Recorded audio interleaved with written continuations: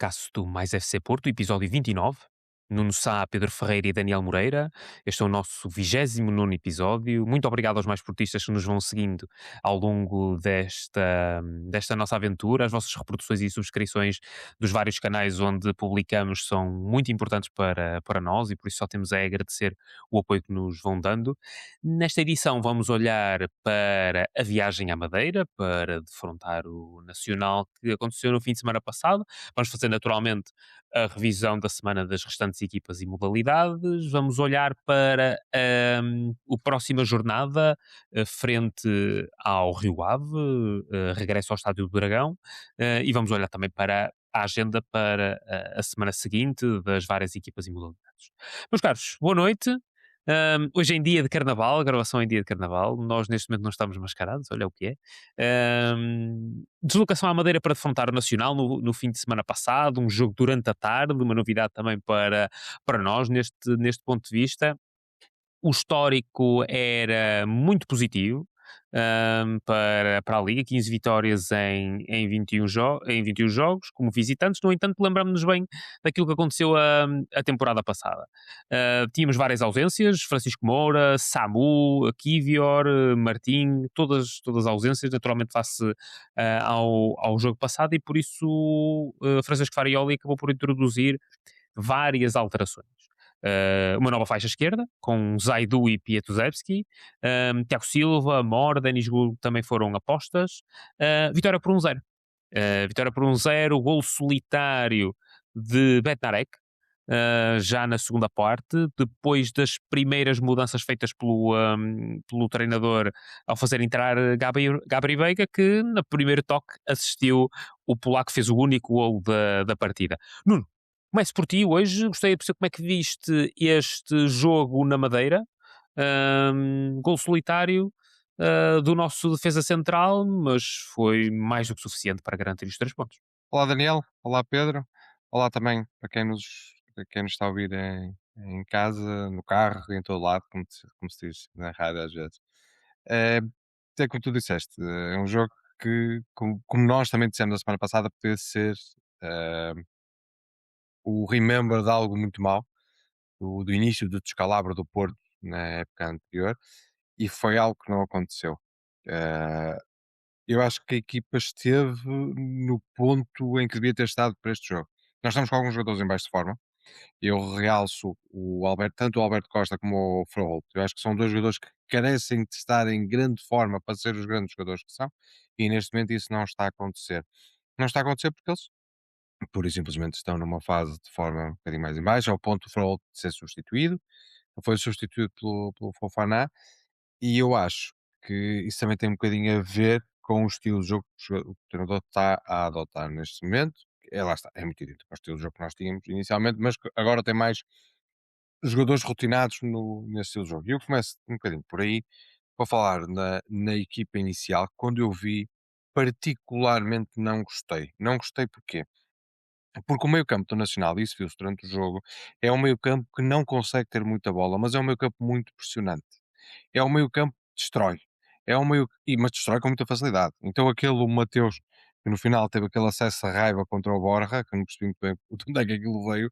O Borja estava a enviá-lo para baixo de Braga, ele continuava a insultá-lo fortemente e o Borja a ignorá-lo. Eu não percebi o que é que o Borja pode ter dito ou pode ter feito para aquele chorrilho de insultos, mas pronto, isso passa. E, e fiquei. Mas o meio-campo deles funciona muito assim, funciona muito na destruição. E não sei se era o melhor jogo para o Mora iniciar. Porquê? Porque o Mora, por exemplo, fazia muito mais sentido para mim o Mora ter iniciado o jogo noutros momentos, noutros locais, no meio-campos, meios campo um bocadinho mais de posse. Porquê? Porque ali faz a diferença. Quando é um meio-campo tão destrutivo, eu acho que o Gabriel Veiga é fundamental para arrastar os trincos, para arrastar os médios defensivos. Que faz com que, das duas, uma, ou eles os marcam individualmente, como fez o Sporting, e soltam o Varela, e o Varela depois consegue organizar o jogo, ou então eles vão dar espaço e vão ter que, na zona, correr atrás do Gabriel Veiga. Ou se não correr, o Gabriel Veiga fica com o espaço. Eu acho que aí pode ter sido um bocadinho a chave do jogo para a nossa primeira parte não ter sido assim tão deslumbrante. E acho quem se mostrou mais acabou por ser os centrais, porque na realidade, tirando aquele lance do canto do Chuchu Ramírez, foi a única vez que ele conseguiu fugir aos centrais, mas aí não é responsabilidade direta deles, nunca subiu o Chuchu. Há ali um lance em que ele tenta meter uma bola de calcanhar, mas que nunca subiu o jogador, e é como eu disse, para mim é um dos melhores pontas de lança da nossa liga e foi completamente aniquilado, tanto pelo Bernarek como pelo Tiago Silva. Ah, Depois acho que o Bernarek para mim foi o melhor jogador em campo, não pelo golo, mas lá está, porque conseguiu anular completamente o Joshua Ramírez. Gostei muito também do Oscar na primeira parte, era o único, nosso único jogador que ia para cima dos adversários, que conseguia fazer a transição, conseguia desenvolver o jogo. E só para terminar, porque acho que lá está o resultado, é perfeitamente. Era o único resultado possível, era a vitória do Porto. Apesar de tudo, aquilo que tem passado para pela comunicação social, que o Porto escapou, que o Porto não rematou a baliza, é só rever os jogos dos nossos adversários e o próprio jogo do Nacional no Dragão, ou seja, numa fase em que o Porto estava muito efusivo, muito eufórico, jogava muito, contra o Nacional ganhou um zero e sabe Deus como é que ganhou.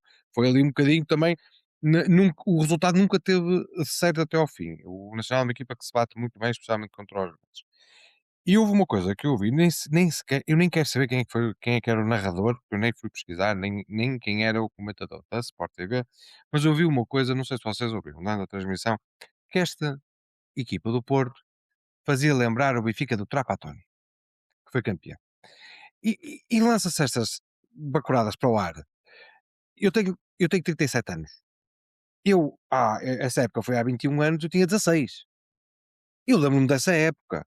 Eu sei, por exemplo, que se o Porto ganhar mais 2 jogos, tem mais vitórias em 23, 24 jogos, ou mais pontos em 23, 24 jogos que o Trapattoni em 34. Eu lembro como é que o Benfica ganhou os jogos. Eu lembro, por exemplo, para o Benfica conseguir ganhar um jogo, e se calhar um dos jogos decisivos para o título, foi o jogo com o Estoril, teve que um, um sujeito, que era presidente do Estoril, por acaso e por coincidência, agora até defende o Benfica na CMTV, desviar o jogo do Estoril para o Algarve, que era por causa das receitas, mas porque é que não desviou para o Jamor, que era logo ao lado? Aliás, aquilo não é o mesmo conceito, mas é como se fosse. É a 1200 quilómetros, não, desviou para o Algarve. Sujeito esse que também tinha como acionista maioritário da SAD e veio-se a descobrir, passado uns anos, que um acionista maioritário da SAD tinha 30 e tal por cento da SAD, Estoril, à data, era o diretor desportivo do Benfica. Ou seja, estamos perante um caso calabota em que temos num banco, um treinador adjunto de clube. Porque na realidade, o Zé Veiga, que era o diretor desportivo do Benfica, era dono da SAD Estoril, pelo menos, ou pelo menos 30% da SAD Estoril ele era. Isso ficou confirmado no tribunal, num processo que não tinha nada a ver, que era um processo depois, salvo erro, do BES ou algo do género, já, se calhar não é do BES, mas sei que tem a ver com um processo qualquer bancário. Mas para e porquê é que falam do Benfica Trapatónio? Porque foi uma equipa que ganhou a um Porto que estava completamente destruído, tinha sido campeão europeu no ano passado, metade da equipa queria ir embora e não foi, e, e- mas podiam recuar um ano, porque eu estive a fazer as contas e o Porto tem 9 vitórias pela margem mínima. O Benfica tem 7 e o Sporting tem 6, se não me engano. Ou seja, a diferença também não é assim muita. Mas 9 vitórias em 22 jogos dá um total de 40% dos jogos o Porto ganhou pela margem mínima.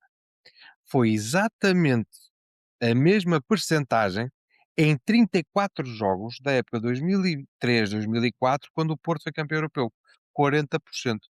O Porto, nessa época, teve, salvo erro, 14 jogos a ganhar por 1-0, ou por 2-1, ou por 3-2, ou o que é que seja, e foi a época em que fomos campeões europeus, e a percentagem é exatamente a mesma que nós temos neste momento. Só que é daquelas coisas que se disserem, olha, o Porto está com as mesmas estatísticas quando foi campeão europeu. É diferente dizer: "Olha, o Porto está com a mesma estatística", ou parece que está, não é que está, é parece a estatística do Trapattoni do ano a seguir. Mas há uma coisa que os números podem ser interpretados de várias formas, mas os números não mentem. E os números do Trapattoni não têm nada a ver com os números da época do Porto do Mourinho quando foi campeão europeu, que também não tem nada a ver com os números desse ano de Farioli. Então, em termos de golos sofridos, é só lembrar-se que há o Benfica em 3 jogos, eu lembro de 3 jogos do Benfica que sofreu mais golos do que com o Farioli na época toda. Por isso, acho que os próximos jogos são muito importantes. Eu, como disse, este mês de fevereiro até meados de março é o que vai decidir a época.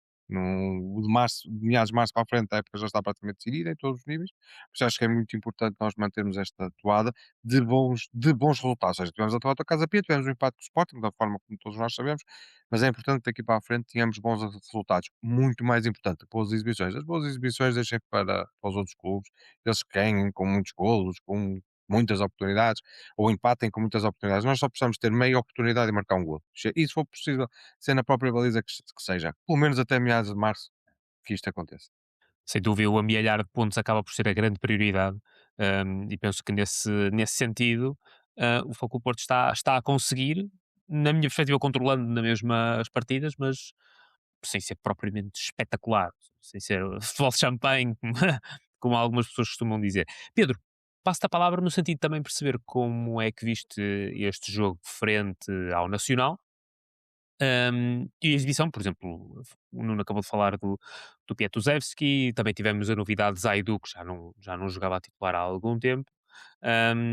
E já agora também, se me permites a informação, se é o 16º golo da temporada a partir de um canto, e portanto isso acaba por ser muito significativo naquilo que é a nossa produção. Olá Daniel, olá Nuno, olá também quem nos ouve, é um gosto de novamente estar aqui convosco. Sim, foi um jogo bastante complicado, como estávamos a perspectivar, por diversos motivos, já o que tínhamos falado a semana passada das dificuldades que íamos ter, dificuldades essas que foram acentuadas com o facto do Foco do Porto se apresentar na Madeira com bastantes baixas, não só a baixa do Samu, que é uma baixa prolongada e definitiva naquilo que à temporada diz respeito, mas também ao nível daquilo que era a nossa organização defensiva. O Porto apresentou-se com o Francisco Moura castigado, com o Kivior lesionado, o Martim também fora, e portanto o Farioli teve que fazer aqui uma mudança significativa naquilo que era a sua estrutura defensiva, colocando o Zaidu a titular, o que já não o era há algum tempo, há alguns jogos, desde o jogo com o Vitória para a Taça da Liga, e portanto isso acarretou uma dificuldade extra para a nossa equipa. O jogo foi um jogo, pronto, típico daquilo que é o campeonato nacional, o Porto com mais bola, a defrontar um bloco baixo, um relevado irregular, pronto, como grande parte dos relevados que nós vemos por esse campeonato fora, mas é o que é, temos que jogar nestas circunstâncias, é igual para todos, faz parte, e o Porto novamente com bastantes dificuldades em ataque organizado. Isso tem sido uma característica notória na nossa equipa, na construção ofensiva dos nossos jogadores nestes últimos meses. É verdade, isso é notório. O Porto tem tido dificuldade em criar oportunidades de golo, não é chegar ao último terço, porque acho que isso tem chegado com relativa facilidade, até porque as equipas se encostam lá atrás. Vimos o jogo do Casa Pia, o Casa Pia defendia praticamente a entrada da área, mas depois em definir no último terço, claramente o Porto tem tido aqui algumas dificuldades, nem é mesmo no capítulo da finalização, porque muitas vezes não chega a isso, mas é mesmo em criar oportunidades de golo. Ponto positivo, nas poucas oportunidades que tem criado, temos marcado, e isso aconteceu agora na Choupana, com o golo do Banarek, após canto do Gabri Veiga, na primeira vez que o Gabri tocou na bola, entrou para bater aquele canto perfeito para o Banarek metê-la lá dentro. Independentemente dessas dificuldades, o Foco do Porto continua a permitir muito pouco aos seus adversários. Isso é a grande fortaleza, a nossa grande mais-valia, a característica mais forte desta equipa é a equipa permitir muito, muito pouco aos seus adversários, os adversários terem muita dificuldade em criar oportunidades de golo contra o Foco do Porto. Lembro-me daquela do Chucho Ramírez, o Nuno já aqui falou, na sequência também num canto, uma boa cabeçada, uma grande defesa do Diogo, por isso é que também o Diogo é um dos melhores guardas do mundo, é um guarda-redes que dá pontos, e aqui claramente aquela defesa dá pontos. Já a semana passada defendeu um penalti, infelizmente a bola veio para a frente, mas também podia ter dado pontos àquela defesa. É um guarda-redes que faz a diferença, e também por isso é que é dos melhores do mundo na sua posição, e está lá para quando é necessário. Tirando isso, o Nacional, do ponto de vista ofensivo, foi praticamente inexistente, embora tenha jogadores na frente com qualidade, como o Xuxo, como aqui também falamos. O Paulinho Boia também é um extremo muito, muito irreverente, mas pouco se viu. E o Nacional pouco nos incomodou, mesmo a perder por 1-0. Tem aquele remate já nos descontos por cima, mas tirando isso, pouco nos incomodou. Gostei da exibição do Piatusevski, mostrou algo diferente no ataque do Foco do Porto, e acho que é algo que nós precisamos. Um extremo que parta para um, que dribla adversários, queime linhas. Acho que estamos a faltar isso e o Oscar trouxe-o. É vítima de uma entrada a acabar a primeira parte do Chico Gonçalves à margem das leis. Acho que era merecedora de outro tipo de cartão, ou pelo menos uma intervenção do vídeo-árbitro, mas assim não aconteceu, passou com um amarelo. O vídeo-árbitro achou que a falta não foi tão grave para cartão vermelho. Pronto, ok, aceita-se, mas acho sinceramente que podia ter existido aqui uma intervenção do vídeo-árbitro naquela falta, uma falta duríssima que podia ter lesionado o Piatusevski de forma grave. Felizmente isso não aconteceu. O Zaidu já não jogava há muito, fez uma exibição regular. O Zaidu é um jogador, pronto, todos conhecemos, é um jogador que já está connosco há muitos anos, é um jogador que não é extraordinário, não é fantástico, mas também é um jogador que poucas vezes compromete, é um jogador seguro, e era isso que se pedia ao Futebol Clube do Porto nesta partida.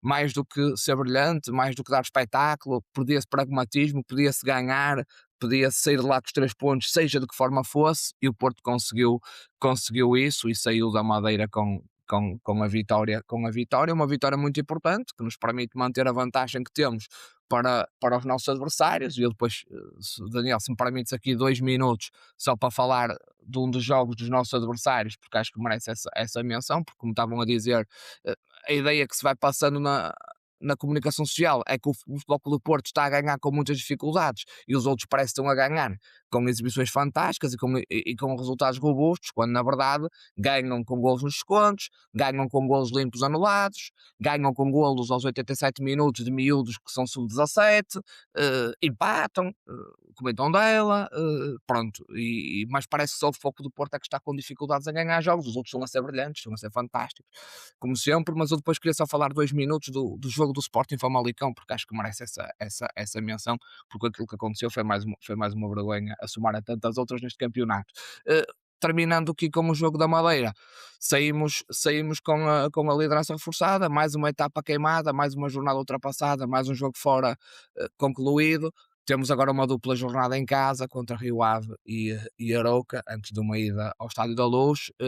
São 2 jogos que temos que ganhar. Obviamente cada jogo terá a sua história, terão que ser jogados separadamente, analisados separadamente, mas esta dupla jornada em casa deverá servir para que o Foco do Porto faça 6 pontos, tenha eventualmente vitórias mais tranquilas, porque mais do que a equipa nós adeptos precisamos, para não sofrer tanto, porque ainda vamos ter bastante para sofrer ao longo desta época, certamente, porque ainda muita coisa vai estar em jogo, e a partir de março vamos ter aqui os 3 meses finais da temporada, onde tudo se vai decidir, e portanto o coração vai andar a palpitar com muita força. Esperar que estes 2 últimos jogos de fevereiro em nossa casa, contra equipas que estão a passar momentos complicados, mais o Rio Ave que o Arouca, naturalmente, possam trazer vitórias sem mácula e que nos permitam manter essa liderança e, se possível, e se deixarem, aumentá-la. Eu, por mim, pode já falar do Sporting Famalicão. Na minha perspectiva, acho que faz todo o sentido, Ok. porque o Sporting neste momento é aos 4 e 5 cada vez, e o Benfica é a mesma coisa, então, quando quer fora, quer em casa, é aos 4 e aos 5 cada vez. Portanto, eu penso que é de falar desse exemplo claro, que aliás, o próprio presidente do Famalicão também teve a oportunidade de ser umas palavrinhas no final do jogo, bem, na Claro, e o minha nosso clube perspectiva. ainda hoje, no Dragões Diário, eu próprio também coloquei isso nas minhas redes Certíssimo. sociais, porque por coincidência, no sábado, creio eu, foi sábado ou foi sexta-feira, não consigo agora precisar, mas foi num desses dias. O Duarte Gomes, que é diretor técnico de arbitragem da Federação Portuguesa de Futebol, colocou uma citação do Roberto Rossetti, que é o responsável pela arbitragem na UEFA, em que a citação é longa, mas de forma resumida, aquilo que o Roberto Rossetti dizia era que o VAR foi introduzido no futebol para serem corrigidos os erros claros, erros óbvios, erros evidentes, e que neste momento aquilo que está a acontecer é que o VAR erradamente está a ser usado para minudências, para lances discutíveis, e quando se vai fazer zoom in ou colocar imagens em slow motions, consegue-se ver aquilo que se quer. E no fundo o Duarte Gomes partilhou isto nas suas redes sociais, colocou apenas o nome de quem fez a citação, que é o Roberto Rossetti, partiu do pressuposto que o Duarte Gomes está perfeitamente de acordo com aquilo que está dito pelo responsável máximo da arbitragem a nível europeu. Pois bem, Eu agora lanço aqui a pergunta ao Sr. Duarte Gomes se aquilo que aconteceu aos 8 minutos em Alvalade, no Sporting Famalicão, se enquadra na diretriz que o Roberto Rossetti quer dar para o vídeo-árbitro a nível internacional. Deixo a pergunta, gostava de ver respondida, gostava de ver esse lance analisado. É mais um lance inacreditável. Eh, o treinador aqui não foi o Miguel Ribeiro, foi o treinador do Famalicão, o Hugo Oliveira, falou da intervenção do quinto árbitro. Disse que agora temos sempre um quinto árbitro, temos 4 árbitros, portanto, o árbitro, os 2 assistentes e o quarto árbitro, e referiu-se ao quinto árbitro como sendo o VAR, que toda a gente aguarda a sua intervenção em determinados lances para ver qual vai ser a decisão ou desenrolar da partida. Eu diria que nos jogos do Sporting temos que aguardar pelo 6º árbitro, que é o Morten Newman. O Morten Newman nos jogos do Sporting é o 6º árbitro, porque o Morten Newman passa os 90 minutos atrás do árbitro, a condicioná-lo o jogo todo, a dizer o que é que ele tem que ir fazer. Se tem que ir ver se é penalti a favor do Sporting, se tem que ver se é falta antes do golo marcado contra o Sporting, se tem que ver se tem que expulsar algum adversário. Portanto, o Morten Newman nos jogos do Sporting é o 6º árbitro. E nós assistimos a isto, semana após semana, jornada após jornada, jogo após jogo, de forma impávida e serena. O Morten Newman, acho que tem 4 cartões amarelos, acho eu, já vamos com mais 20 jornadas, acho que tem 4 cartões amarelos. Bem, eu acho verdadeiramente inacreditável como é que um jogador que tem a postura que o Newman tem, passa ao campeonato com este número de amarelos. Acho verdadeiramente inacreditável e só se explica por cobardia das equipas de arbitragem. E pronto, e mais uma vez, esta semana, contra o Famalicão, lá conseguiu o seu objetivo. No Dragão já tinha tentado, atirou-se para o chão, não era falta nenhuma, andou a correr atrás do Luís Godinho, atrás dele, para ver se sacava uma falta, para ver se anulava o gol do Porto. Não conseguiu. Desta vez conseguiu. O árbitro lá meteu o rabinho entre as pernas, lá fez o sinal do VAR, lá foi ver, e pronto, e com o VAR de mente, porque pronto, estamos a falar de árbitros sem personalidade, a maior parte deles, olhou para aquilo e pronto, tem que anular o golo. E anulou, um golo fantástico do Central do Famalicão, que é um excelente golo, um pontapé de fora da área, um golo belo e feito, que é anulado, pronto, porque o Will mandou, e porque tinha que ser, porque o Sporting não podia perder pontos, todos sabemos, não podia, o foco do Porto não podia alargar a vantagem para o segundo classificado. Pronto, e é isto o futebol que temos, como golos como o de Famalicão são anulados pelo motivo que se viu. Mas repito, deixo a pergunta ao Sr. Duarte Gomes se acha que este lance se enquadra naquilo que defende para a videoarbitragem em Portugal e para o futebol em geral, e se é assim que se promove o futebol em Portugal, anulando golos destes. Convido também, quem não viu, a ver o jogo Girona-Barcelona de ontem. O segundo gol de Girona, há um lance, o gol é aos 87 minutos, o Girona marca o 2-1 e ganha o jogo com esse golo. Há um lance dividido perto da área do Barcelona, onde o Condé efetivamente é calcado, há uma pisadela, mas a bola já tinha seguido para a frente para o jogador de Girona, que depois cruzou para o golo. E o gol valeu. E estamos a falar do Barcelona. E o Barcelona protestou, e o Hans Flick estava no banco aos berros a querer falta, e o gol valeu. E efetivamente o Condé foi pisado, mas a bola já tinha avançado, o árbitro entendeu que aquela pisadela não teve interferência no desenrolar da jogada, achou que anular um golo por aquilo era ridículo e valeu. Mas pronto, mas em Portugal achou-se por bem anular aquele golo ao Famalicão aos 8 minutos. Pronto, vá-se lá saber porquê. Acho que todos nós percebemos e sabemos, mas é assim que vivemos e é assim que vamos ter que viver até ao final do campeonato, porque já percebemos que o Sporting só por milagre ou só por, se não puderem, é que vai perder pontos até ao final do campeonato, a não ser eventualmente contra o Benfica. Depois eles se entenderão no jogo entre eles, mas tirando isso, só por milagre é que o Sporting poderá perder pontos desta forma. Eu penso que acima de tudo o Morten Newman já se apercebeu de que pode andar atrás dos árbitros sem problemas e Claro. pode pressionar no sentido de obter alguma vantagem. Aproveito, não sei se observaste também esta situação e aquilo que te apraz dizer, porque na minha perspectiva acaba por ser mais uma situação que beneficia um dos nossos adversários, não sendo nós os prejudicados diretamente, acabamos por olhar para o campeonato e para a tabela classificativa e uma vez mais ela acaba por não refletir aquilo que devia refletir se as coisas fossem equilibradas e se andarmos todos pela mesma bitola. Vai ser sempre muito complicado, Daniel, porque por aquilo que o Pedro disse, e atenção, e aqui não foi só o Pedro que disse, foi o próprio treinador de um dos nossos rivais, o treinador do Benfica, que disse que há um jogador em Portugal que está acima da lei, e é o Yuma. E, porque se fosse outro jogador qualquer, ele tinha levado logo uma chapada de amarelo, porque ele é constantemente a correr atrás dos árbitros. A braçadeira de capitão não lhe dá o direito Nuno, de fazer desculpa te interromper, não força, era se fosse outro jogador qualquer, era se tivesse outra camisola vestida. Se tivesse ou se uma tivesse outra camisola azul camisola e vestida. branca, se tivesse uma Eh, camisola azul e branca é que levava amarelo. E eu vou, não sei se vocês se aperceberam, mas hoje durante a tarde, eu nem sei a que motivo, mas isso também não interessa. O presidente do Sporting lembrou-se que devia falar aos jornais, aos jornais ou aos microfones da comunicação social.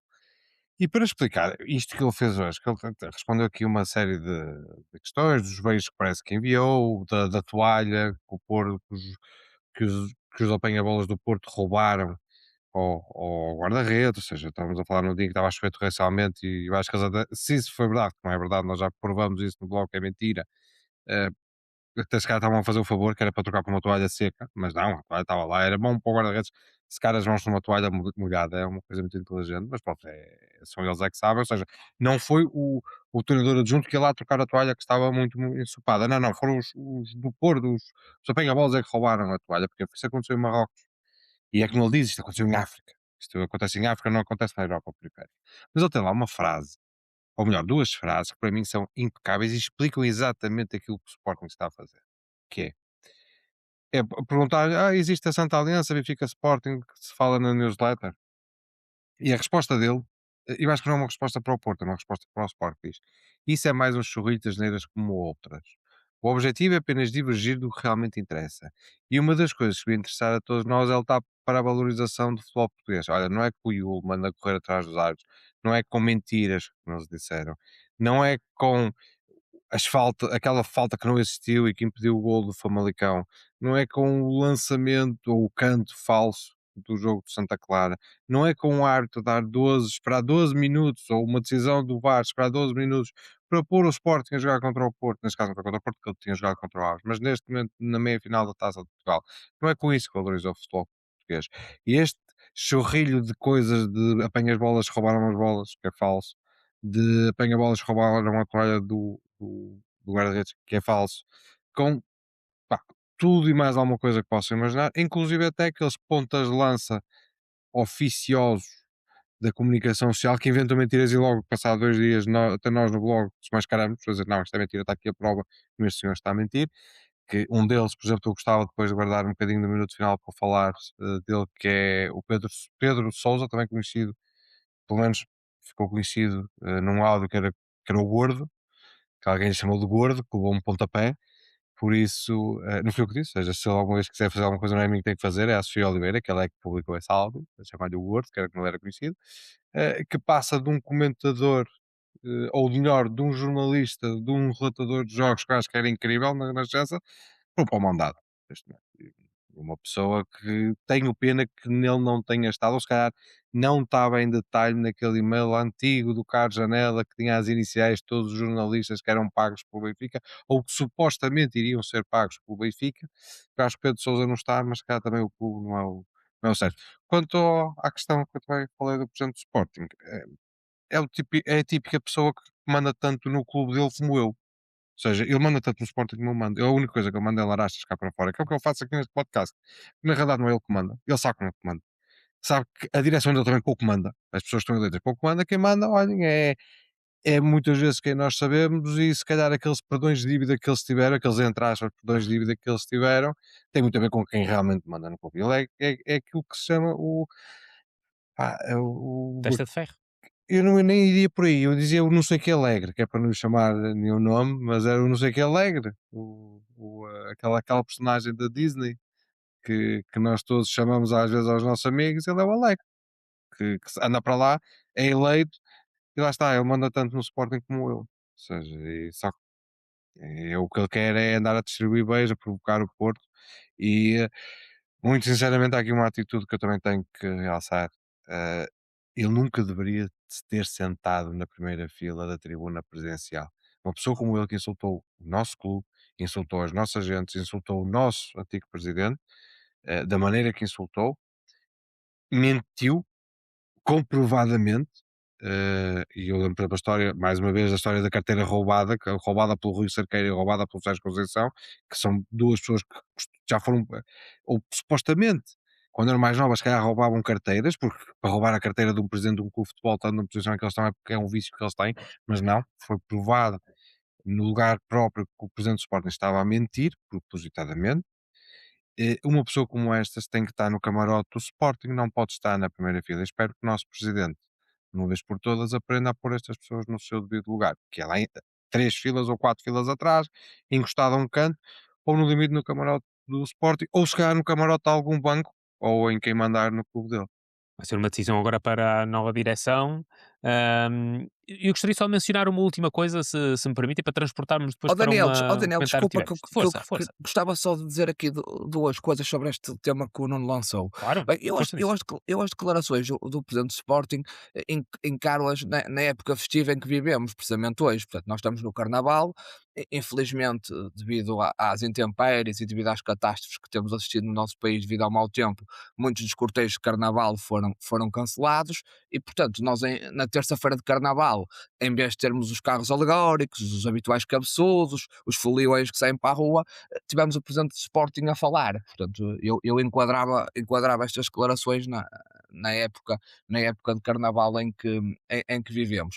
Mas as declarações do presidente do Sporting e também desses tais pontas de lança que o Nuno falou e que nós também temos vindo aqui a falar ao longo do tempo na comunicação social, eu enquadro num determinado tipo de sintomatologia, porque nós estamos a falar de pessoas que, que têm um trauma, estamos a falar de pessoas que são traumatizadas, estamos a falar de indivíduos de 40 anos, 50 anos, 60 anos, que, pronto, gostam de futebol, portanto, nasceram a gostar de futebol, podiam gostar de música, gostar de cinema, gostar de ler, gostar de outro tipo de atividades, de outro tipo de desporto, mas não gostam de futebol, que são benfiquistas ou sportinguistas, por influência familiar ou por influência geográfica, nasceram em Lisboa, onde esses clubes têm mais implementação, por um motivo ou por outro, e que viveram grande parte da sua vida a ver o Futebol Clube do Porto a dominar o futebol português. E, portanto, se estamos a falar de pessoas traumatizadas, eles têm um trauma portanto, vivem completamente atormentadas com isso.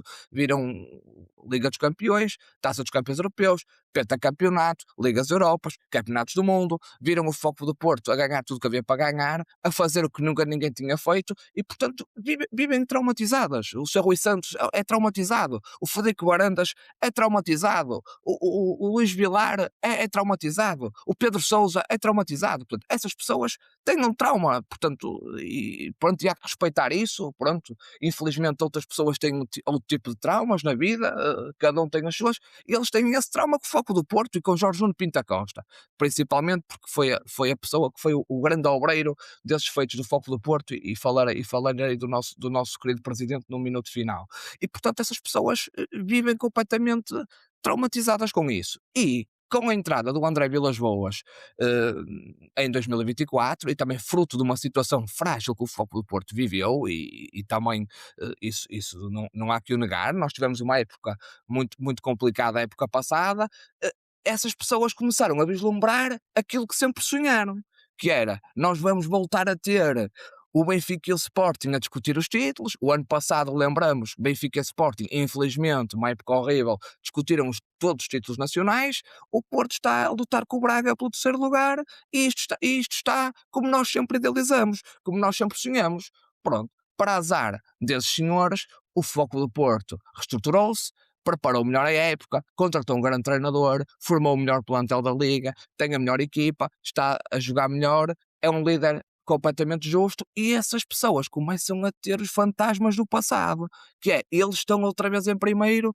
eles podem voltar a ganhar, eu não quero voltar a viver 20 anos a ver pentacampeonatos, a ver o Porto a dominar, a ver o Porto poder ganhar na Europa. Portanto, eles estão outra vez traumatizados com isso, e por isso é que falam do século passado e as práticas do passado e aquela conversa de chacha que toda a gente conhece. Portanto, eu enquadro as declarações do Sporting hoje e dos tais comentadores e jornalistas, acho que até é um insulto chamar essas pessoas jornalistas, aqueles que são os verdadeiros jornalistas, porque o jornalismo pressupõe um caráter de imparcialidade que muitas dessas pessoas não têm, são declarações de pessoas traumatizadas, que vivem com esse trauma de 40 anos de ver o foco do Porto a dominar o futebol português e que tenham medo que esse tempo volte, e eu posso estar enganado, mas acho sinceramente que o trauma dessas pessoas vai voltar, por muito que elas não queiram, mas lamentavelmente temos pena e pronto, e olha, ainda estão a tempo, se isso acontecer, pá, de se dedicarem a outras coisas, terem outros gostos, terem outros hobbies, pá, vão falar de curling, está agora os Jogos Olímpicos de Inverno, especializem-se em esqui alpino, em salto de esqui, noutras modalidades, em ciclismo, em natação, opá, façam outra coisa, especializem-se em cinema, vão comentar os Oscars, vão comentar os filmes, vão comentar concertos, pá, façam outra coisa, peças de teatro, pá, porque senão eu acho que correm o risco de morrer traumatizados. Eu penso que dado o histórico, não é, o palmarés que Jorge Nuno Pinto da Costa foi avolumando ao longo da sua presidência, eu diria que são politraumatizados, claramente. E agora com o André vamos ver até que ponto é que esses traumas não irão aumentar. E eu há bocado mencionava que nós, para além do William Gomes de ter participado ainda nos minutos finais frente ao Nacional, também tivemos o Sek Fofana a voltar a participar, um quarto de hora, e o mesmo aconteceu também com o Terem Mofi, que fez a sua estreia. Veremos até que ponto é que isso terá consequência também nas escolhas para o Rio Ave. Mas vamos mais à frente falar disso. Vamos olhar primeiro para aquilo que foi a semana das restantes equipas e modalidades, um fim de semana bastante preenchido, uma terça-feira hoje de carnaval também com bastante atividade. Olhando para sexta-feira 13, o handball regressou às vitórias, 29-19 para o campeonato. Uma novidade positiva também para a equipa de handball foi o regresso, assim aqui é de Gilberto Duarte ao Futebol Clube do Porto, lateral direito, o outro lateral da esquerda, aliás, regressa ao Futebol Clube do Porto. Olhando para o sábado, dia 14, na segunda divisão do futebol feminino, 1-0 frente ao Oriense, portanto, mais uma vitória importante no apuramento de campeão no futebol feminino. Ao mesmo tempo também decorreu o basquetebol, 99-88, em casa, frente ao Imortal. Já às 19 horas, mais ao fim de tarde, oitavos de final da Taça de Portugal em hóquei. O Futebol Clube do Porto acabou por perder 3-2 frente ao Benfica no Dragão Arena, acaba por ficar fora da competição. Um encontro que foi manifestamente criticado pelo Futebol Clube do Porto pelo trabalho da terceira equipa, não é? Pela equipa de arbitragem. Aliás, o treinador Paulo Freitas aponta que a arbitragem não respeitou o Futebol Clube do Porto. No domingo também voleibol feminino, Taça de Portugal, vitória por 3-2 frente ao Sporting no Dragão Arena, e seguimos assim para os quartos de final da competição.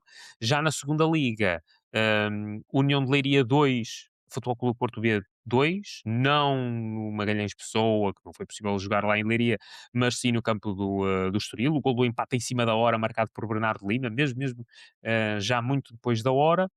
Hoje, terça-feira, o dia que gravamos, um jogo para o campeonato da segunda divisão também de futebol feminino, empate a 0, Futebol Clube do Porto, Benfica B. Foi o primeiro jogo de sempre entre uma equipa do Porto e do Benfica em feminino, um ponto que sabe a pouco para nós, diria, face ao jogo que fizemos.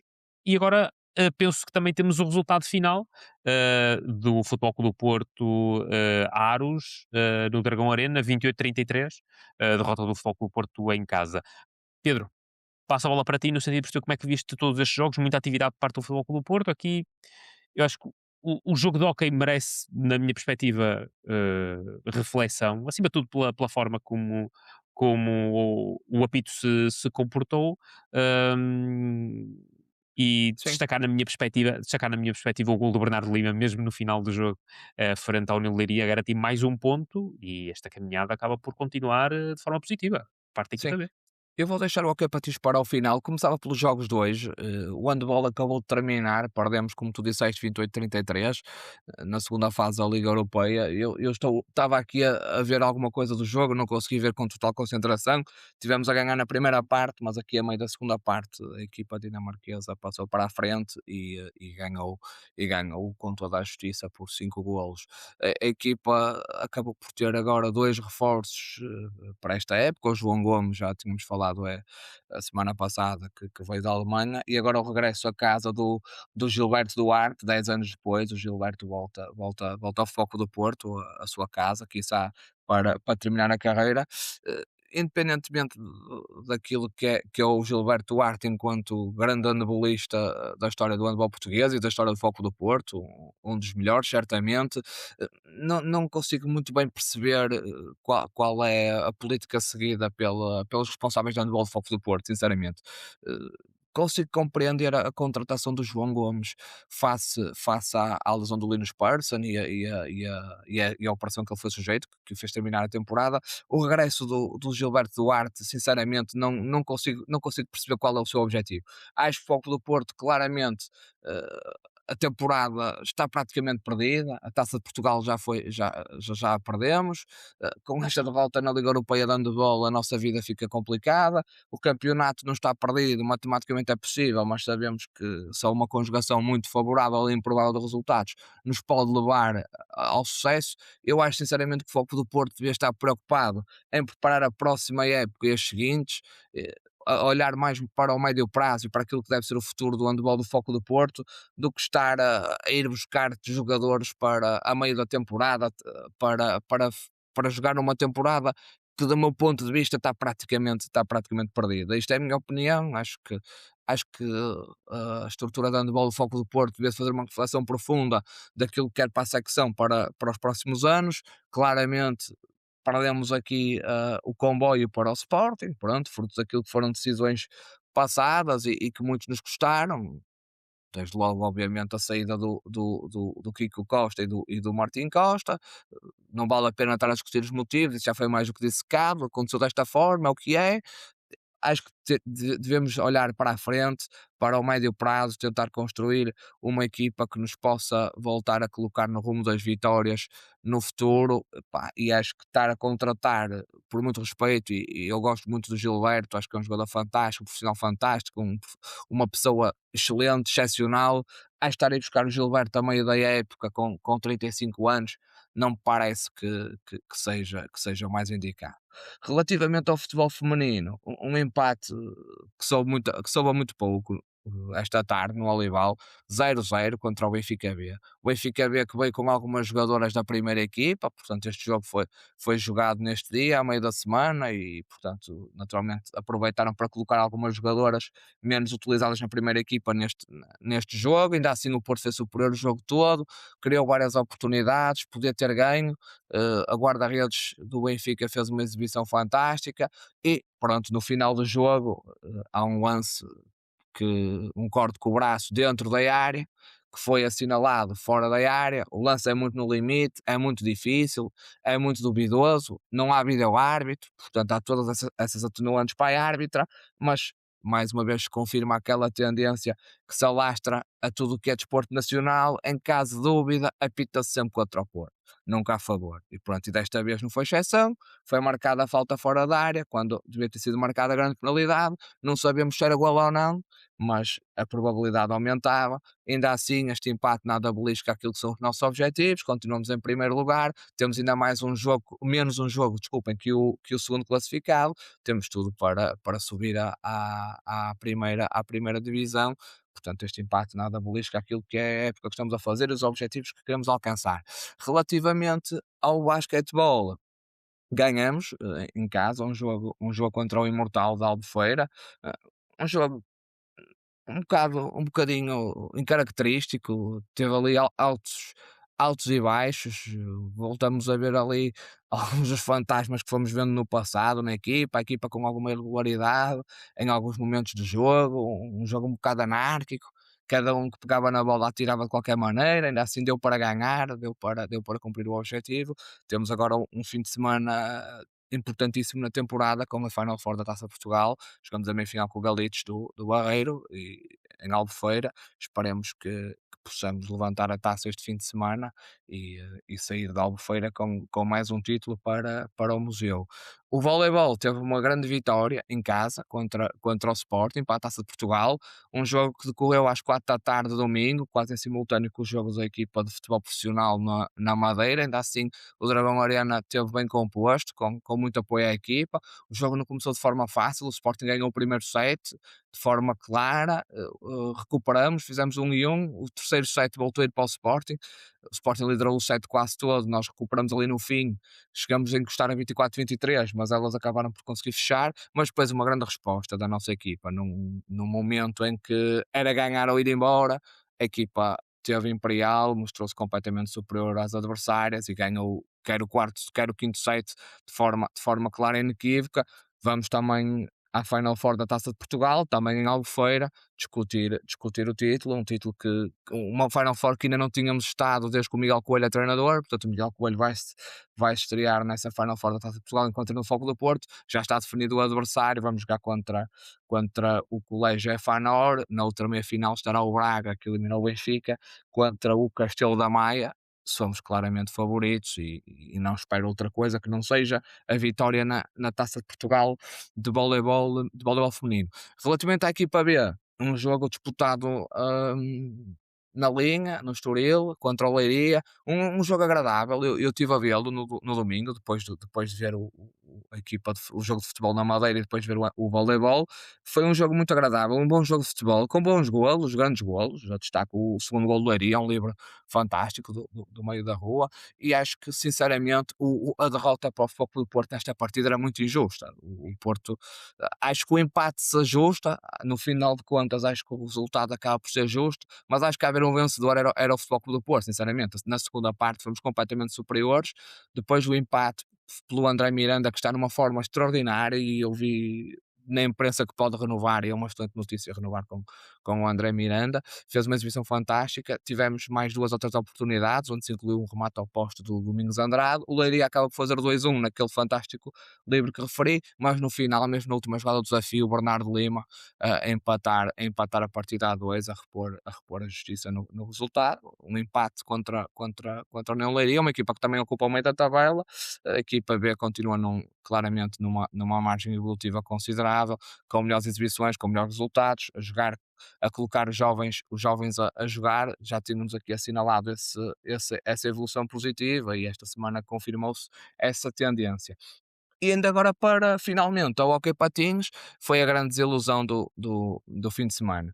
Uma derrota com o Benfica em casa para a Taça de Portugal, um jogo a eliminar, ganhar ou ir embora. Acabamos por perder por 3-2, um jogo onde fomos infelizes. O Benfica entra melhor, entra praticamente a ganhar, faz 1-0, depois faz o 2-0 pouco depois, nós empatamos logo a seguida, mas essa vantagem cedo acabou por condicionar muito daquilo que foi o jogo até ao seu final. O Benfica esteve praticamente sempre na frente do marcador, e acabou por fazer a nossa equipa andar sempre atrás do prejuízo, sempre a correr atrás, às vezes jogar mais com o coração do que com a cabeça, mas ainda assim a nossa equipa fez mais do que o suficiente na segunda parte para conseguir o empate. Nós enviamos 4 bolas aos ferros do Conte Azevedo na segunda parte. Tivemos outras oportunidades que o Conte acabou por negar com excelentes defesas, e depois tivemos naturalmente a dupla de arbitragem, que faz uma arbitragem absolutamente inenarrável, uma coisa completamente escandalosa. E eu aqui destaco um dos árbitros, o CP de Figueiredo, um árbitro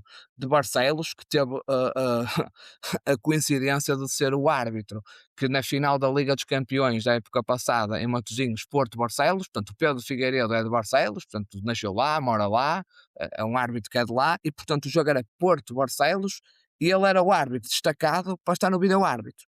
Portanto, houve uma final da Liga dos Campeões entre Foco do Porto e Barcelos, em que o árbitro estava do vídeo-árbitro era da cidade de um dos competidores. Bem, uma coisa que só pode acontecer numa modalidade que infelizmente tem uma organização completamente amadora como é o hóquei patins, é uma modalidade que tem uma expressão europeia praticamente nula, joga-se em Portugal, na Catalunha, em Itália e em San Juan, isto já é na Argentina naturalmente, depois joga-se em mais meia dúzia de países de forma muito reduzida e a continuar assim e com estes tristes espetáculos, não irá passar disso, mas aparentemente os responsáveis pela modalidade parecem continuar satisfeitos, e acho que o Sr. Pedro Figueiredo, sinceramente, não sei se tem alguma coisa contra o Futebol Clube do Porto ou não, já não é a primeira vez que tem arbitragens infelizes contra o nosso clube, acho sinceramente que devia de repensar se quer continuar a apitar o Foco do Porto e se sente preparado para o fazer, porque acho que não está. Acho que está completamente condicionado. Em caso de dúvida, apita sempre contra o Porto, consegue marcar coisas verdadeiramente inacreditáveis. Eu destaco duas jogadas, a grande penalidade que o Conte Azevedo defende, completamente fora do limite àquilo que o guarda-redes pode sair, numa grande penalidade, um penalti que devia ter sido claramente repetido, não foi, e depois o último livre direto que é marcado a favor do Benfica, a 1 minuto e meio do fim. Bem, quem não viu, que vá ver, é uma coisa absolutamente anedótica.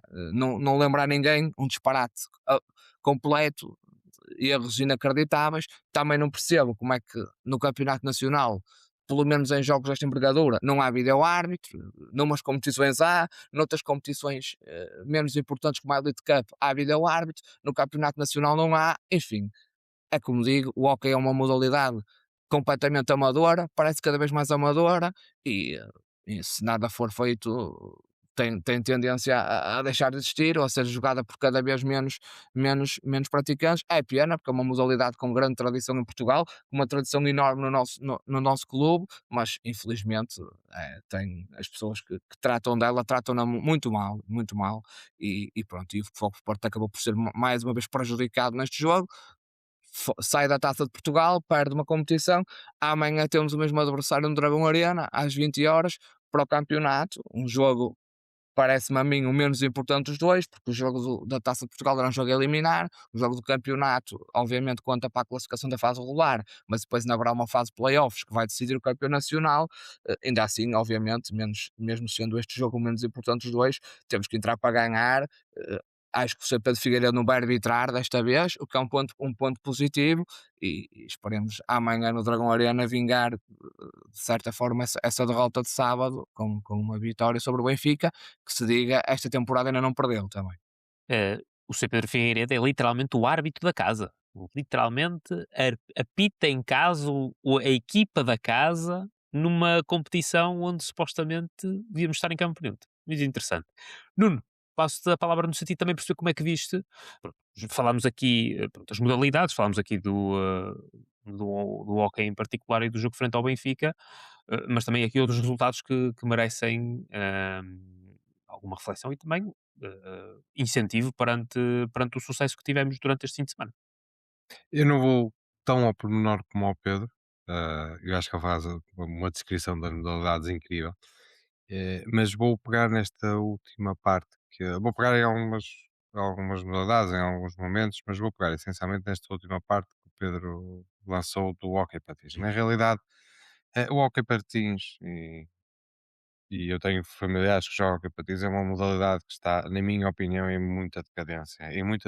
E é uma modalidade que devia ter sido muito bem cuidada. Muito bem cuidada por causa da tradição, muito bem cuidada por causa do número de praticantes e que poderia vir a ter, e muito bem cuidada também. Isto tem, obviamente, este número de praticantes tem a ver com a tradição, e muito bem cuidada também, porque é uma modalidade muito cara para os jovens. Eh, no futebol, compra-se umas chuteiras, não precisam ser grandes chuteiras, mas consegue-se com 20 € comprar umas chuteiras. No basquetebol, umas sapatilhas, no handball, umas sapatilhas. No hóquei, isso não é possível. São patins, são eh, sticks, se for guarda, depois tem as cotoveleiras, tem as joelheiras, tem as luvas, ou seja, é muito facilmente uma pessoa larga ali, ou um pai larga ali mais de 500, 600, 700 € para o filho poder jogar. E quando assistimos a espetáculos como este que assistimos, da parte da arbitragem, no último fim de semana, só faz com que matem a modalidade. E, de cima de tudo, mas isto é algo histórico, é que é uma modalidade muito difícil de ver na televisão. seja, ainda para mais isso. Ou seja, este é o outro ponto também que a modalidade devia ser cuidada, porque é muitas vezes, quando estou a ver na televisão, só sei que é golo quando os jogadores levantam o braço e a bola bate na rede. Porque, ou seja, é uma modalidade difícil e que é muito mal cuidada. E por isso é que tem a expressão, como o Pedro disse que tem, é jogada na Península Ibérica e nem em toda a Península Ibérica, é só em Portugal e numa parte da Catalunha, essencialmente. Cada vez vemos mais patrocinadores a fugirem da modalidade e leva a momentos e a situações como temos, lá está, um árbitro da cidade de uma das equipas que está a disputar uma final da Champions a ser VAR. Isso é impossível, não pode acontecer mais nada. Por isso eu acho que a modalidade deve ser mais respeitada e que muito provavelmente vai acabar por ser abandonada pelos clubes porque vai deixar de trazer retorno. Aliás, eu acho que ela já nem traz retorno, é mais pela tradição que os clubes ainda a mantêm. Que, com a fuga dos patrocinadores, eventualmente vai acabar por acontecer. Eh, Queria também falar do handball. Eh, este resultado que nós tivemos hoje não é bom e não é bom porque eu estava à espera de mais um bocadinho. Eu também não vi o jogo, mas vou ter a oportunidade de o ver, mas também com a nossa época como está, este é um bocadinho como o Pedro. Acho que eh, a- a nossa direção deveria, ou melhor, a modalidade, a direção da modalidade devia pensar como é que iria preparar a próxima época antes de estar a fazer algumas coisas nesta. Eu percebo perfeitamente a contratação do João Gomes, não só pela lesão do Linos, mas também porque é um jogador que tem 23 anos, ou seja, é um jogador de 23 anos da seleção. Acho que é uma excelente contratação. Obviamente que não está ao nível de um Kika ou de um Martinho, mas é uma excelente contratação para o futuro, para o nosso futuro enquanto clube, enquanto modalidade. Acho que o João pode nos dar muitas alegrias ao longo dos anos. O Gilberto Duarte, eu conheço, eh, foi um excelente jogador, foi um excelente atleta. Eu não sei como é que ele está a jogar, porque ele foi para o AEK, eu acabei por nunca mais o acompanhar. Eh, e acima de tudo, é mesmo uma excelente pessoa. O Gilberto Duarte é, como disse o Pedro, é uma pessoa incrível, como ser humano. Eh, e também por causa disso que eu não percebo o porquê da contratação dele. Porque eu acho que neste momento nós devíamos estar a olhar para o futuro e até muitas vezes olhava para o Porto a fazer uma contratação destas, como sendo um jogador da casa pudesse passar muito daquilo que foi os ensinamentos da casa, porque ele veio para o Porto muito novo, estava no Tavira e veio, foi com 12 anos ou 13 anos para o Porto, ele é do Algarve, de Lagoa, se não me engano, e foi muito novo para o Porto e cresceu mesmo dentro do Porto, cresceu, viveu, morou no Porto, longe da família, eu acho que ele tem uma história incrível, mas muitas vezes o que nós precisamos, para além deste tipo de histórias, é de pessoas que sejam duras, mostrem também aquilo que sofreram, que mostrem aquilo que o clube exige, a competência, o treino, a garra que se é necessário, e muitas vezes ser duros, e muitas vezes até ser maus. E o Gilberto Duarte é tudo menos isso. Ele não é uma pessoa má, e não é uma pessoa que se calhar consiga impor a sua palavra pela dureza. Ele é um ser humano excelente. Eu espero é que tenha sido contratado. A minha grande questão é que ele seja contratado e estar no pico de forma durante mais 4 anos. Que eu acho que ele não está. Mas que eu não acompanhei o AEK, como eu disse, nos últimos anos também acho que ele já acabou, desde que saiu do Montpellier, também acabei por não acompanhar tanto. Eh, Ele também acabou por sair da seleção, mas que pelo menos seja que olhe também um bocadinho, eu olho também nessa possibilidade para os atletas mais jovens, mas não sei se ele tem essa personalidade para fazer isso. Mas lá está, quando eu tiver com ele, vou dar um abraço mais uma vez e dizer bem-vindo a casa, porque, porque a casa dele é esta e sempre será esta. Ahm, Lá está, acho que a nossa direção devia planear de uma forma um bocadinho mais assertiva à próxima época, de uma forma a que não aconteça aquilo. Eu acho que neste momento nós estamos a risco no handball de acontecer o que aconteceu com o basquetebol, tomarmos algumas decisões agora que sejam decisões um bocadinho precipitadas, um bocadinho mal pensadas e depois chegamos na altura decisiva e já não tínhamos decisões para tomar. Estas, se forem tomadas, são decisões completamente fora de contexto que a meio da época já damos a época por terminada. E neste caso nós estamos a terminar a época, é diferente porque nós temos um adversário que é superlativo, mas que nós temos um ano para preparar o embate com esse adversário, quase um ano para preparar a nova época. E eu aqui no Adol também queria fazer chamaram-me a atenção por causa do algo que eu disse a semana passada sobre o treinador do Sporting, que na realidade eu disse que ele tinha perdido o campeonato no Porto por incompetência, na altura que nós tínhamos uma super equipa e o Sporting tinha o Carlos Roesga e o Franco Escarol e pouco mais, tínhamos esquecido de Franco Escarol, mas não foi só por causa disso. Eu aqui tenho que dar a mão à palmatória a quem é de seu direito. Esse foi o campeonato Cashball. Quem não sabe o que é o Cashball só tem que procurar na internet. Você vai encontrar muitas notícias sobre o Cashball, que o campeão foi o Sporting. Alegadamente houve umas ajudas, houve umas malas, houve uns dinheiros, houve muita coisa que fez com que o Porto esse ano fosse campeão. Muito em competência do Ricardo Costa, mas nesse ano em particular não foi só. Todo o resto é incompetência pura dele. Ele só demonstra a pessoa que é, ao ponto de lá estar, eu retiro do nosso clube, que eu saiba, é a primeira vez que faz uma participação à PSP de um treinador adversário por ter arremessado um objeto, neste caso uma garrafa de água, contra um adepto. Ou seja, é para vermos um bocadinho a personalidade dessa pessoa que viveu muito e agora depois também estive a falar com algumas pessoas que eu já não me recordava, mas viveu muito de uma grande equipa que o Porto tinha, com o Eduardo Felipe, com o Rui Rocha, com o Carlos Rezende, com o Carlos Matos, se não me engano, o central. Ajuda-me Pedro se eu não estiver a dizer algo Sim, errado. Vladimir O, Petric, o Alexander Petric, Dedo, exatamente, o Sérgio Dedu, Morgado o na Romeno, baliza. e aparecia ali um ponta-direita que, por exemplo, eu acho que ele não teria lugar agora no Porto, com os nossos pontas-direita. Era o L mais fraco e como treinador não é. Mas era bom, era um ponta bom, nada a pôr, era um ponta de seleção, mas ao nível de hoje ele estava atrás de todos os pontas do Porto, Benfica e do Sport. Por isso não foi um jogador muito relevante, está a ser um treinador relevante por causa dos filhos que tem. Uma pessoa que se sustenta nos filhos. Queria também falar, por último, para não me alongar, da equipa B, porque eu, eh, eu berrei aquele último gol do André Miranda. Saltei mesmo. Eu não saltei o gol do Benarek, digo-vos sinceramente, estava com a minha filha em casa e não saltei o gol porque ela estava a dormir, mas ao gol do André Miranda saltei. E acho que foi mesmo aquele, como disse o Pedro, o Porto mereceu ganhar aquele jogo. O merecia ganhar aquele jogo, mas perder era muito mal, não merecia. E aquele gol trouxe pelo menos alguma justiça ao resultado. Foi um salto que eu dei, foi fantástico. Mas eu vou dizer todas as semanas: parabéns ao João Brandão, está aqui a minha mão para ser dada a palmatória. Parabéns, João Brandão, porque está a conseguir recuperar algo que eu diria que era impossível. E sem jogadores da equipa A, que eu acho que isso também é Exatamente, importante, e com acima de tudo jogadores isso. de formação com uma média de idades muito reduzida. Meus parabéns ao João. E neste jogo até que o contrário, com o Gabi Braz a ir à equipa A, não pode jogar. Tem jogadores que Exatamente. habitualmente jogam na equipa A, na equipa B terem que ir A, fruto das ausências na defesa, não é? Exatamente, ou seja, aqui de facto um acréscimo também de razão para assinalar a boa forma da equipa B no seu todo e a aposta também os jogadores ainda mais jovens do que o que tinha inicialmente.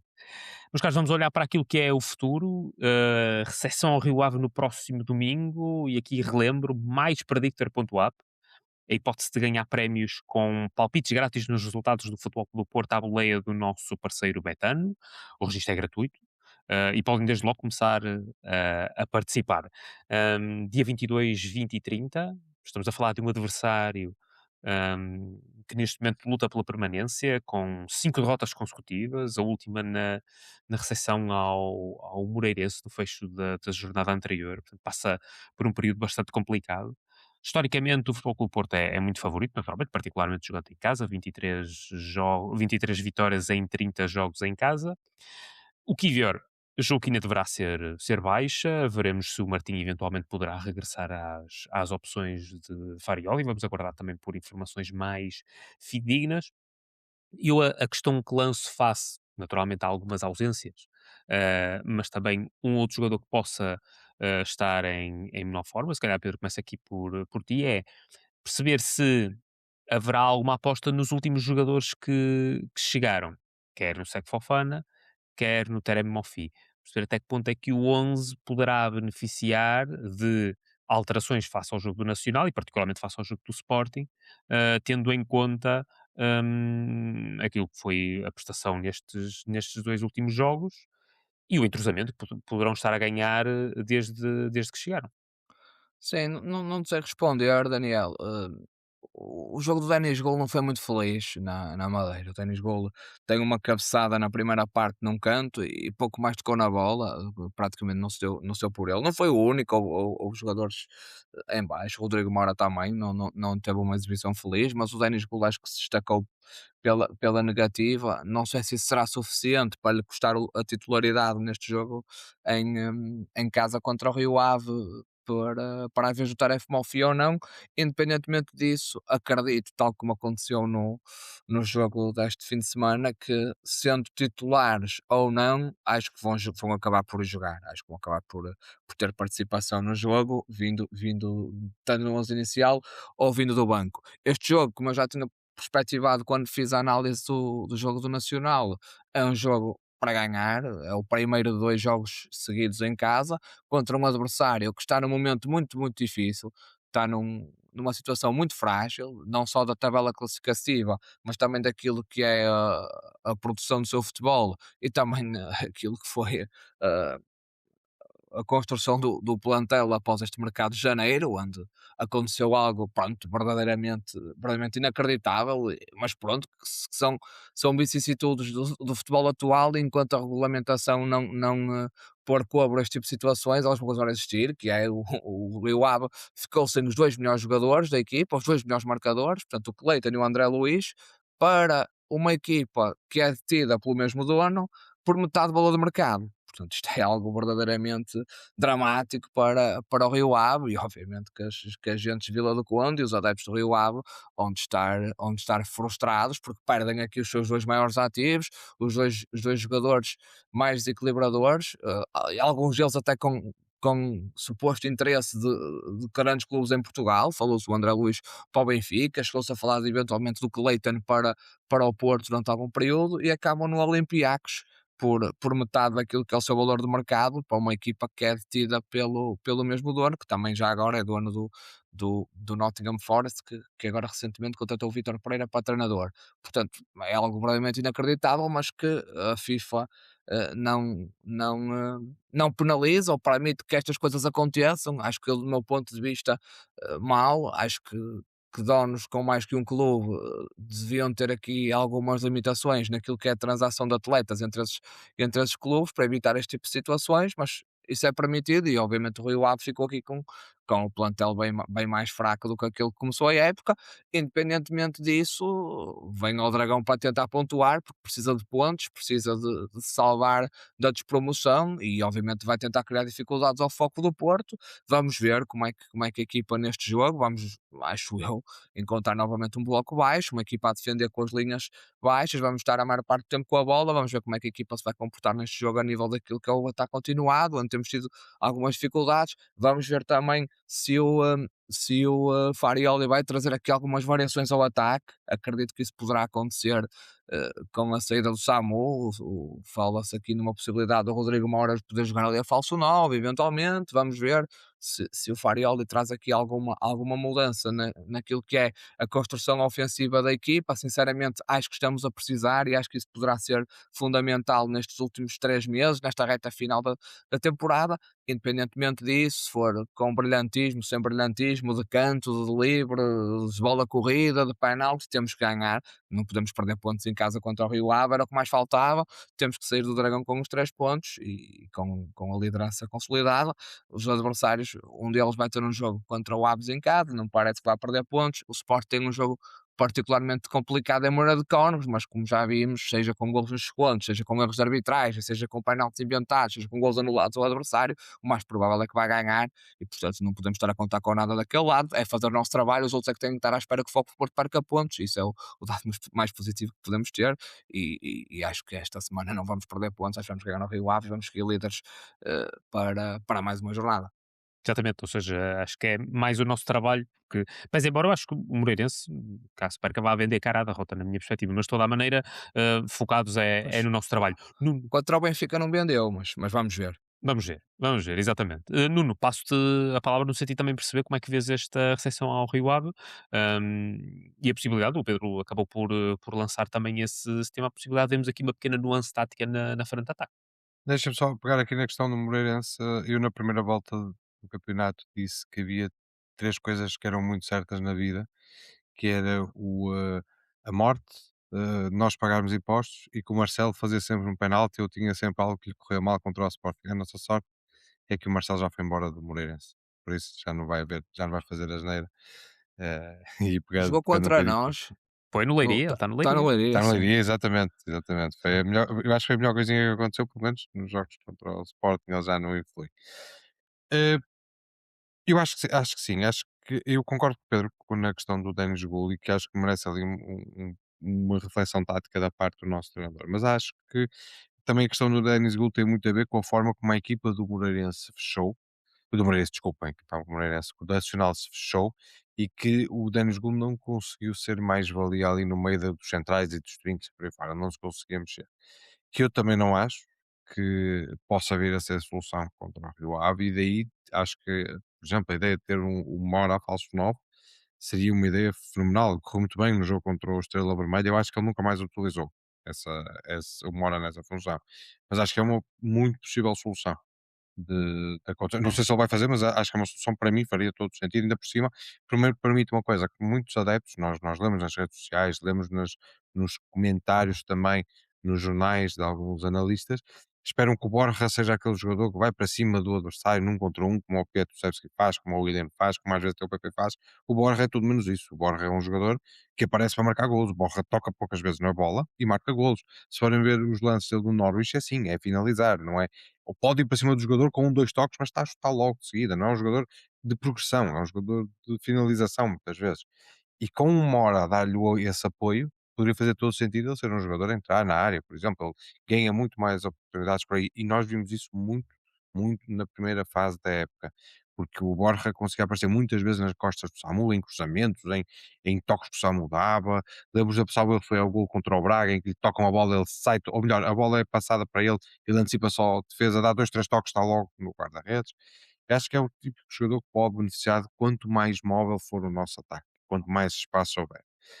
Quanto à equipa do Rio Ave, eu tenho muita pena da equipa do Rio Ave. Em primeiro lugar, porque é uma equipa que acho que todos nós aqui da região do Porto simpatizamos. Todos nós, quem já foi ao estádio do Rio Ave sabe que aquilo só vai lá com um guarda-chuva de titânio, porque aquilo todos nós lá vamos com aquele vendaval. Eh, É uma equipa completamente descaracterizada. Eu olho para o plantel do Rio Ave e o único jogador que eu reconheço lá, ou que conheço lá, é o João Graça, porque já passou pelo Porto. Porque é como o Pedro diz, eles perderam o André Luiz e o Cleiton, e ainda dava ali uma referência. Todos nós nos lembramos. Jogadores que são como Milhares, passaram imensos anos no Rio Ave. O Coentrão, passaram muitos anos no Rio Ave. Sabe, o Cássio, o próprio Marcelo, também, que estava a falar ao bocado, que foram sempre algumas referências que o Rio Ave teve. Neste momento não tem, porque é um clube, uma equipa C de um projeto de grupo do Marinakis, em que se algum jogador se salienta, ele tira de lá e mete no Olympiacos, e se salientar no Olympiacos, tira do Olympiacos e mete no Nottingham. Aconteceu isso, por exemplo, com o defesa direito, Costinha, que era um defesa direito que o Rio Ave tinha, que podia, eu tenho, aposto, com a certeza, que se ele tivesse ficado num dos grandes em Portugal, muito provavelmente já era jogador de seleção, mas por estar dentro daquele grupo, acaba por ficar ali, depois é decidido tudo por uma pessoa que também, vamos ser muito honestos, mentalmente também não me parece a pessoa mais sã do mundo, e que tem esses meios, de certeza que ele tem inteligência, tem muita, que só não estava onde estava, que sem ser tem muita inteligência, mas que não é uma pessoa muito estável emocionalmente.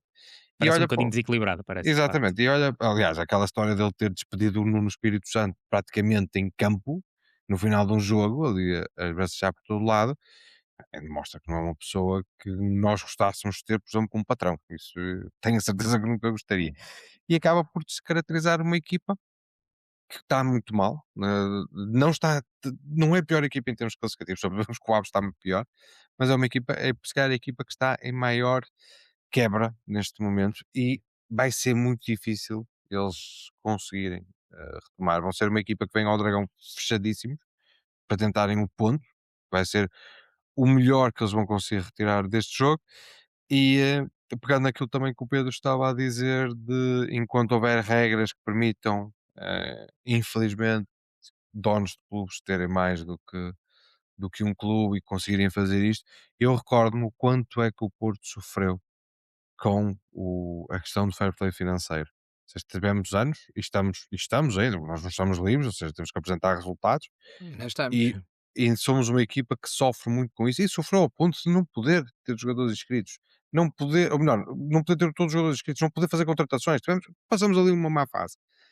Na realidade, tivemos uma equipa que incumpriu, que foi o Manchester City, e teve uma penalização, que foi deixar de jogar as competições europeias. Mas transformou-se em pena suspensa a partir do momento que eles pagaram 30 milhões de euros ou 40 milhões de euros, lá o que é que foi, à UEFA. Ou seja, vocês estão a pedir a alguém que pode imprimir notas, que a vossa pena vai ser pagar, então que eles vão continuar a fazer a mesma coisa porque dinheiro é o que não lhes falta. Eles podem imprimir lá notas no Médio Oriente onde quiserem, imprimem as notas, olha, está aqui, já paguei a minha dívida. Pronto. E nunca haverá equilíbrio e há uma coisa que ainda para mais, e cada vez mais eu tenho sentido esse orgulho de ser do clube que sou, sentir o clube que sou, porque foi o último clube que conseguiu ser campeão europeu, tirando clubes de sheiks, de donos ou do Real Madrid e Barcelona. Fomos o último clube a conseguir fazer isso. E foi antes, ou melhor, foi no momento em que chegou o primeiro, entre aspas, shake ao futebol. Não era Sheik, era o Abramovich, que chegou ao Chelsea e transformou-se todo. Havia tentativas em Itália também, os clubes da família no Inter, da Juventus e por aí fora, mas era diferente, eram famílias que controlavam. Aqui não, começaram a ser oligarcas, começaram a ser fundos, começaram a ser Estados, começaram a tomar conta das equipas. Agora temos Estados que tomam conta dos jogadores também, mas isso fez com que nós descaracterizássemos completamente o futebol. E o nosso clube foi o último que conseguiu ganhar antes desta descaracterização. Por isso, tudo, como o Pedro estava a dizer no início do podcast, há muita inveja por aí fora de conseguir algo que nós fomos os únicos e os últimos a conseguir. E eu duvido, mesmo incluindo nós, que tão cedo volta a acontecer. Não parece estar no horizonte. acho que pode acontecer este ano, não sei. Não, eu estou O a falar da Sporting Champions, da não, questão da. não, eu estou sim, mas temos Ah, que e o ver Sporting, que temos o Sporting do Suárez, do Trincão. de potes e Não, tudo, não é? não sei como é que o Benfica hoje está a jogar com o Real Madrid, mas também me pareceu que pode ser um candidato ao título. Acho que Faltam até esses, podemos ter exato. uma Eu, final eu não Benfica lembrei Sporting desses. este ano. É, exatamente, numa final Benfica Sport. Não Acho vai que dar pode porque acho que acontecer, eles se encontram entretanto. pode acontecer este ano, olhando quem vir aqui a comunicação Sim, social sim, do as nosso super país, equipas. pode achar que isso poderá estar perto de acontecer. Vamos ver, vamos ver. Meus caros, vamos olhar só rapidamente para a agenda da próxima semana. Primeiro, como já foi falado aqui, o rematch no hóquei, neste caso para o campeonato, Futebol Clube Porto Benfica no Dragão Arena às 20, dia 18. Depois, o fim de semana também com bastante atividade. O futebol feminino desloca-se à Albergaria Velha às 15 horas. Às 16 temos a Final Four da Taça de Portugal em basquetebol, Galitos Futebol Clube do Porto em Albufeira, transmissão RTP2. O vencedor lá está defrontou no dia a seguir, o vencedor do jogo entre o Oliveirense e o Sporting às 4h30 de domingo. Às 18h30, Águas Santas Futebol Clube do Porto em handball, transmissão Porto Canal. No domingo, dia 22, primeiro, temos o hóquei, deslocação a Famalicão para defrontar o Ribadave, transmissão também Porto Canal, e depois às 8h30, Futebol Clube do Porto Rio Ave no Estádio do Dragão. Segunda-feira, também mencionar aqui dois jogos, o voleibol, na Futebol Clube do Porto TV, Futebol Clube do Porto Fanor, no Dragão Arena, e a equipa B, 20 e 15, segunda Liga, Futebol Clube do Porto B, Passos Ferreira, no Olival. Meus caros, percebo que ambos queiram utilizar o vosso minuto final. Eu não começo por ti desta vez, perceber até que ponto é que gostarias de acrescentar ao teu comentário hoje. Eu sei qual vai ser o minuto do Pedro, por isso eu digo que o minuto do Pedro é muito mais bonito que o meu e muito mais responsável que o meu, por isso acho que o podcast termina muito bem com o minuto que o Pedro vai fazer, mas eu não posso deixar de passar aqui uma situação que ocorreu no nosso, da nossa comunicação social e tem ocorrido regularmente, que é a espiral negativa de um dos nossos grandes jornalistas de futebol, que foi e poderia continuar a ser, só não é porque não quer, que é o senhor Pedro Sousa. Eu sou daquelas pessoas que cresceu a ouvir o Pedro Sousa, lá está, eu acho que era na Rádio Renascença, adorava ouvir os jogos dele e fiquei ainda mais fascinado quando ele começou a ser o comentador em português do Pro Evolution Soccer. Eu acompanhava o Pedro Sousa, adorava ouvir o Pedro Sousa também por causa disso. Uh, e o Pedro Sousa, neste momento, não é nada mais do que um ponta de lança do Sporting, no que toca a lançar larachas cá para fora e algo que é mentira.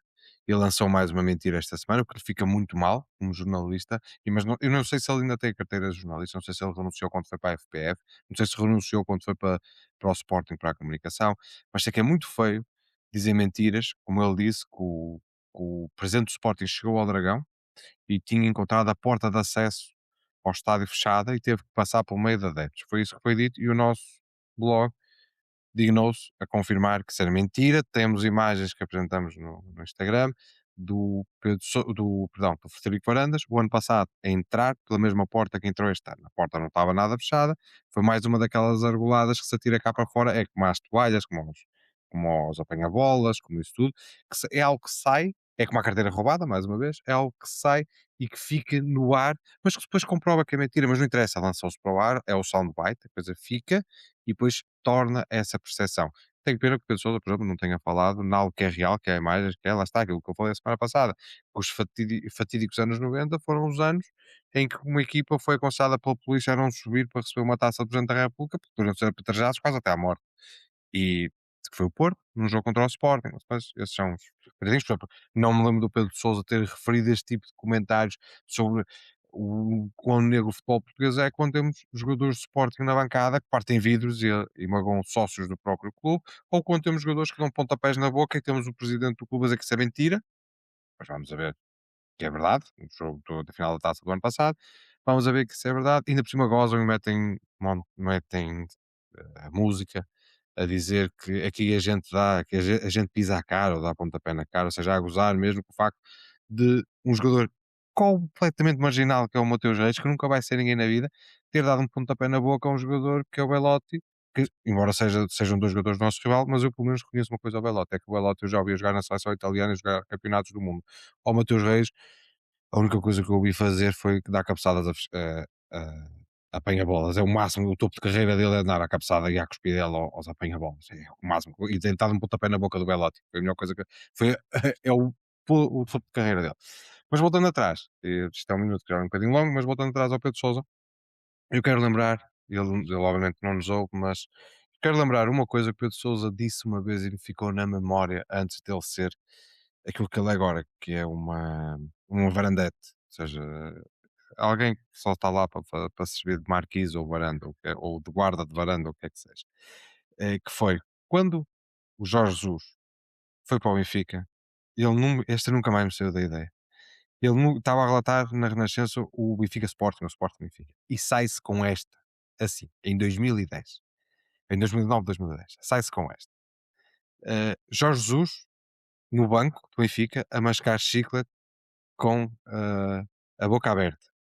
O ano passado era mal educado, quando estava no Braga, mas como este ano está no Benfica, é à Ferguson. O Pedro Sousa teceu este comentário em 2010, nunca mais me esqueço. E eu tirei-lhe o chapéu na altura, disse que ele era incrível. Agora é uma pessoa que, infelizmente, a carreira dele levou a ter um downside tão grande que o máximo que consegue fazer é um bocadinho como o Mateus Reis, ele vai ficar conhecido por ter inventado coisas. Ou seja, completamente marginal. Pedro, o teu minuto, por favor, também.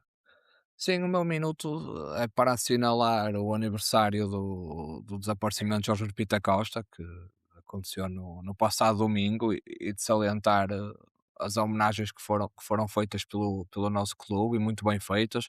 O lançamento da camisola comemorativa do presidente, dos presidentes, uma edição especial com 2.594 unidades, uma por cada título conquistado pelo nosso presidente. Eu tive a felicidade de conseguir comprar uma das camisolas, ainda não sei qual foi o título que me saiu, porque tenho que ir buscar à loja, mas foi uma ideia muito bem conseguida. A camisola, ainda não estive com ela, aquilo parece-me um azul um bocadinho mais claro, mas acho que a ideia está fantástica e está original. E depois também de sábado para domingo, mas já domingo, ao meia-noite e 42, de forma simbólica, aquela homenagem nos céus do Dragão, com drones, um espetáculo mesmo muito bonito e emocionante, que assinala todo o percurso de Jorge Nuno Pinto da Costa como presidente de Foco do Porto.